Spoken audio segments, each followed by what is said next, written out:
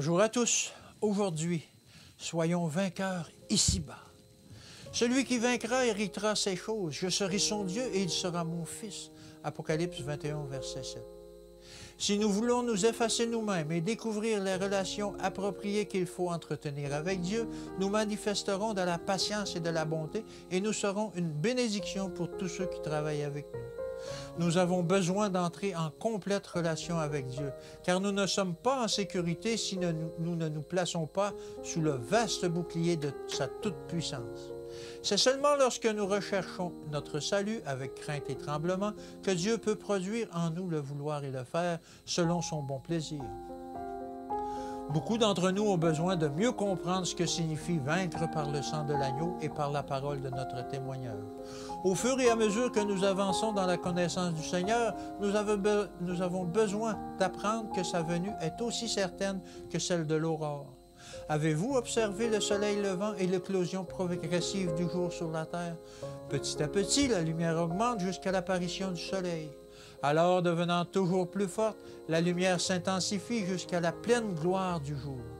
Cette préparation du matin est une belle illustration de ce que Dieu désire faire pour le perfectionnement de notre expérience chrétienne. Nous ne pouvons pas nous permettre de travailler au hasard en ce monde. Nous sommes à la recherche d'une vie à la mesure de celle de Dieu. Nous ne devons pas perdre de vue le chemin que le Christ poursuivait. C'était un chemin victorieux. Lorsque le diable vint à lui dans le désert de la tentation, l'enjoignant de commander aux pierres de devenir du pain afin de satisfaire sa faim, le Sauveur, bien que défaillant d'inanition, refusa de succomber.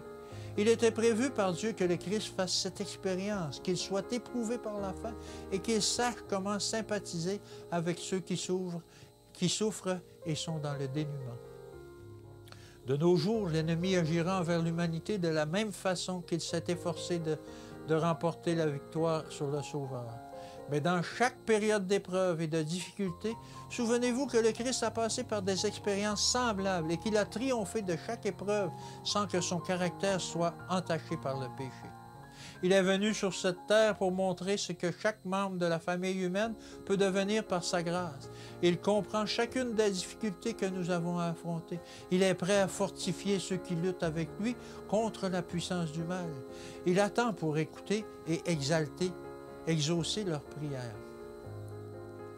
Quand nous arriverons au ciel et que nous franchirons les portes de la cité de Dieu, quand nous entendrons ces mots, « C'est bien, bon et fidèle serviteur, entre dans la joie de ton maître. » Combien minimes nous sembleront les difficultés et les épreuves dont notre chemin si bas aura été parsemé.